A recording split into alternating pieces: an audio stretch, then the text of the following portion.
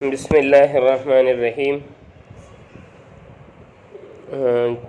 آج جو بدعات کے متعلق آخری درس ہے، سب سے پہلے جو ہے ایام کو خاص کر کے خیرات وغیرہ کرنا، جیسے 10 محرم ہے، یہ سفر کی آخری بدھ ہے کہ 10 محرم پر اس لیے کیا جاتا ہے کہ حضرت حسین رضی اللہ تعالیٰ عنہ کی نظر و نیاز ہے، یا ماہ سفر میں اس لیے کیا جاتا ہے کہ آپ صلی اللہ علیہ وسلم کو مرض سے شفا ہوئی تھی، یا رجب میں 22 رجب کو کنڈے کیے جاتے ہیں کہ یہ جو ہے حضرت جعفر رضی اللہ رحمہ اللہ تعالیٰ کی جو ہے ان کی طرف ہے، حالانکہ یہ حضرت معاویہ رضی اللہ تعالیٰ عنہ کی وفات کا دن ہے۔ تو ایسے ایام میں خیرات وغیرہ کرنا، یا اس کو باعث ثواب سمجھنا، یہ بدعت اور بری بات ہے۔ مزید تفصیل کے لیے آسن الفتاویٰ جلد 1 صفحہ 368 اور خیر الفتاویٰ جلد 1 صفحہ 572 دیکھا جائے۔ اسی طرح ایام کے ساتھ خاص، جیسے رمضان میں بچوں کے روزے رکھوائے جاتے ہیں اور اس میں افطار پارٹی کی جاتی ہے، یا جو ہے خاص ایام میں جا کر قبروں پر چراغ جلایا جاتا ہے، یا قبروں کے اوپر جو ہے دال وغیرہ ڈالی جاتی ہے، یا رمضان کے آخری عشرے میں یا آخری رمضان کا جو جمعہ ہوتا ہے اس میں حجۃ الوداع اور الوداع اور الفراق جیسے الفاظ کہنا، یہ تمام چیزیں ممنوع اور بدعت ہیں۔ اسی طرح مبارک راتوں میں مساجد میں اجتماع کرنا، یا جو ہے نفلی عبادات کے لیے مساجد میں جو ہے اجتماع کرنا، ایسے ہی اجتماع ہو جائے کہ تمام لوگ آ گئے، اجتماع ہو گیا تو الگ بات ہے، ویسے لوگوں کو جمع کرنا اور اجتماعی طور پر وہ بات چلانا، اور اسی طرح نفلی عبادت کے لیے اجتماعی شکل پیدا کرنا، یہ تمام بدعات میں شامل ہیں۔ مزید تفصیل کے لیے احسن الفتاویٰ جلد 1 صفحہ 381 ملاحظہ کی جائے۔ مصیبت کے وقت اذان دینا، یہ بھی بدعات میں شامل ہے، اور اجتماعی طور عبادات میں اسی طرح قرآن پاک کی اجتماعی عبادت ہے، یا درود شریف کے لیے اجتماعی عبادت ہے، تو اس کا بھی کوئی ثبوت نہیں ہے۔ 11ویں وغیرہ ایام کے متعلق جو کھانا ہے، جیسے ہر ماہ کی 11ویں میں کھانا بنایا جاتا ہے، کہتے ہیں حضرت غوث اعظم رحمہ اللہ تعالیٰ کی نیاز ہے، یا ایصال ثواب ہے، یا پیران پیر کی نظر کے طور پر، تو یہ حرام ہے اور اللہ کے غیر کے نام کی قربانی میں شامل ہے۔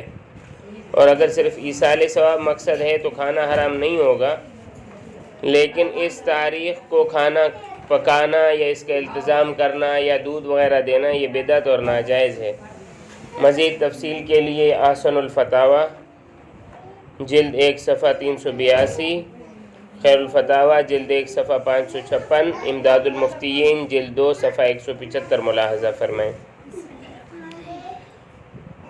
شب برات لوگ اس کو عید کی طرح مناتے ہیں، حلوہ پکاتے ہیں، کھانا پکاتے ہیں، اور اس حد تک اس کا التزام کرتے ہیں کہ نہ چھوٹا نہ بڑا سب اس میں شامل ہیں۔ جیسے آج کل کی یہ رائج ہے، یہ بدعت ہے اور سخت بری بدعت ہے، اس سے اجتناب لازم ہے۔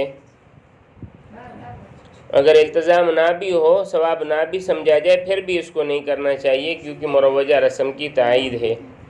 مزید تفصیل کے لیے امداد المفتیین جلد 2 صفحہ 211، احسن الفتاویٰ جلد 1 صفحہ 385 ملاحظہ فرمائی جائے۔ تبرکات کی زیارت کرنا، جیسے بزرگان دین سلف صالحین کے آثار تبرکات کو دیکھنا اور چھونے سے برکت حاصل کرنا جائز اور مستحب ہے، لیکن تاریخ اور دن مقرر کر کے زیارت کرنے کے لیے جمع ہونا تو یہ مناسب نہیں ہے، اور یہی مروجہ بدعتوں کی اصل اور بنیاد ہے کہ دن کو خاص کر کے وہاں جایا جاتا ہے۔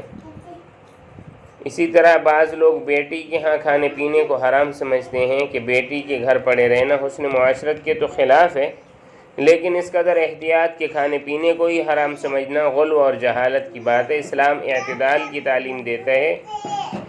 زیادہ آمد و رفت جس سے بیٹی کے سسرال والوں کو دقت ہو شرعاً اور عرفاً معیوب ہے، کبھی کبھار ملاقات کے لیے جائیں، ان کے ہاں کھائے پیے، کوئی حرج نہیں۔ مزید تفصیل کے لیے آپ کے مسائل کا حل جلد 1 صفحہ 177۔ کسی کے عزت میں کھڑا ہونا جائز ہے، بشرطے کہ کھڑا ہونا یا خود اپنے لیے کھڑا ہونے کو پسند نہ کرے، اس سے دل میں تکبر پیدا ہوتا ہے، اور کھڑا ہونا اور جھکنا اور اس کو لازم سمجھنا یا الٹے پیر نہ چلنا بلکہ اس کی طرف رخ کر کے ہی واپس آنا، یہ تمام بدعات میں شامل ہیں۔ بوقت رخصت لوگ خدا حافظ کہتے ہیں۔ خدا حافظ ایک دعا ہے جس کے معنی ہے اللہ آپ کی حفاظت کرے۔ اس طرح ایک دعا نبی کریم صلی اللہ علیہ وسلم نے حضرت ابو قتادہ رضی اللہ تعالی عنہ کو دی تھی، فرمایا حافظک اللہ، اللہ آپ کی حفاظت فرمائے۔ بوقت رخصت ان الفاظ کو رسماً استعمال کیا جاتا ہے، تاہم اگر اس کو کوئی سنت یا لازم سمجھتا ہے اور السلام علیکم کے بعد کہتا ہے، اس کو سنت یا لازم سمجھتا ہے، تب تو یہ بدعت ہے۔ اگر سنت یا لازم نہیں سمجھتا اور السلام علیکم کے بعد کہتا ہے تو گنجائش ہے۔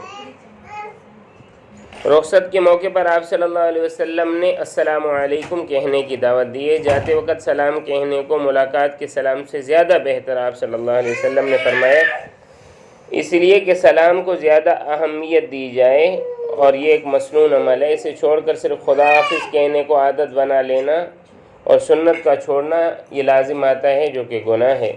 آپ کے مسائل کا حل جلد 1 صفحہ 195۔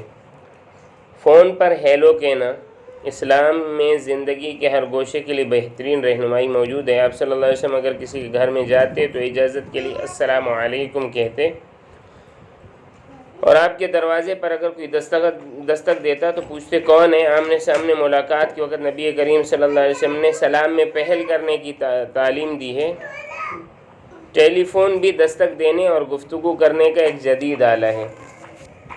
باقی موقع محل وہی ہے جس کے بارے میں آپ صلی اللہ علیہ وسلم تعلیم دے چکے ہیں۔ اس موقع پر ایک مسلمان کو اسی تعلیم پر عمل کرنا چاہیے، یعنی ٹیلی فون پر یوں کہے جی کون ہے، اور السلام علیکم بھی کہہ سکتے ہیں۔ جب خود فون کریں اور دوسری طرف فون اٹھائے تو آپ کو السلام علیکم کہنا چاہیے۔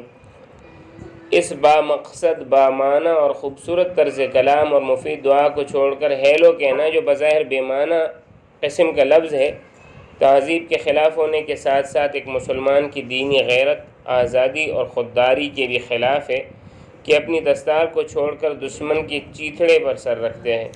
مزید تفصیل کے لیے آپ کے مسائل کا حل جلد 1 صفحہ 196 پڑھیں۔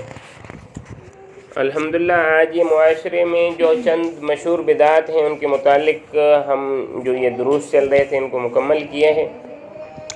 اللہ تعالیٰ سے دعا ہے کہ معاشرے میں ہونے والی بدعات سے ہمیں بچنے کی توفیق عطا فرمائے اور نیکیوں پر چلنے کی توفیق عطا فرمائے۔ آپ صلی اللہ علیہ وسلم نے فرمایا ہے کل بدعات ضلالہ و کل ضلالۃ فی النار، کہ ہر بدعت گمراہی ہے اور ہر گمراہی آگ کی طرف لے جاتی ہے۔